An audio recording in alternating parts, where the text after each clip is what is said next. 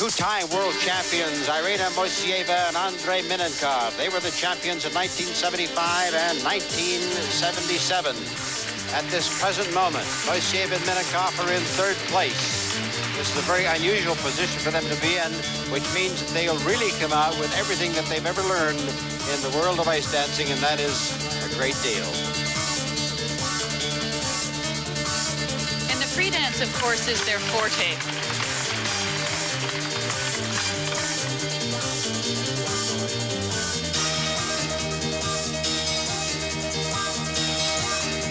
Look at their feet. They move so fast. They make it look so easy because their bodies move smoothly, but their feet move, change direction very quickly all the time.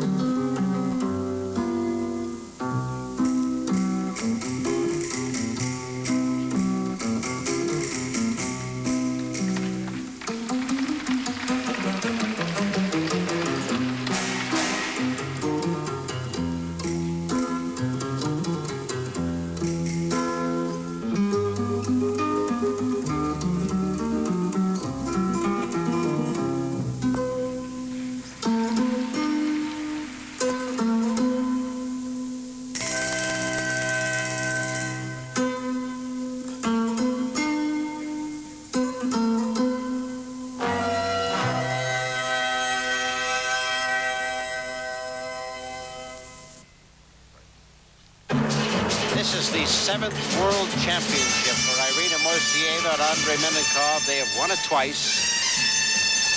They made their first big international victory in Skate Canada in 1974. Went on to win the World Championship the next year.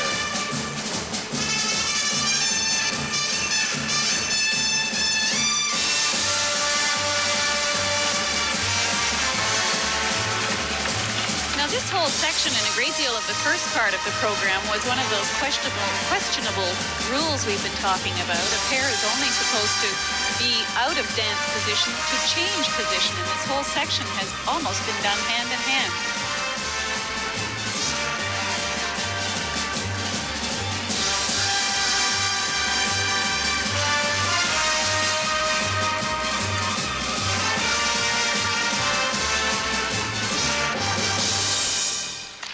Moiseeva and Minenkov.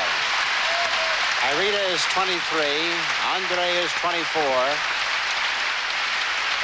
Their skating really shows those 7 years you were talking about, John, the 7 years of competing in the World Championships, because they always seem to know where the other person is. They never have to reach. It's always smooth and clean. What the Soviets do so well, they know how to build up to the performance that counts. In practice sessions, they seem to have been down. They just weren't skating up to par throughout the whole week. And yet, when they come up here and do the performance that really counts in front of the judges, they put it all together and probably skated one of their best performances of their lifetime. I'd agree, and it's very hard to understand because we certainly train our skaters that when you have your practices, you go to them completely and honestly, and you just work your heart out through the whole practice. You do all your programs and you skate it totally.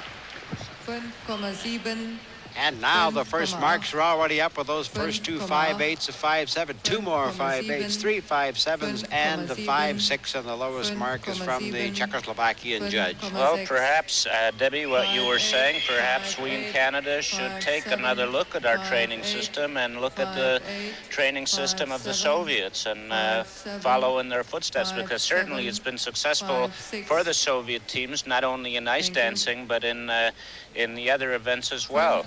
Here. Oh, look at here, the second set of marks, and this is for artistic impression. 1, 2, 3 5.9s, a 5.8, another 5.9, a 5.6, 5.8, 5.7, and a 5.8.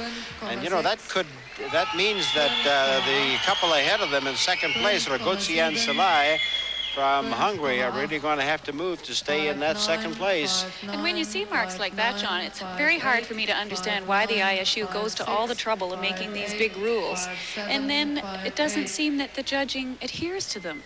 And it's very difficult to explain, not only to our dancers who try very desperately to stay within the rules, but it's very hard to explain it to myself.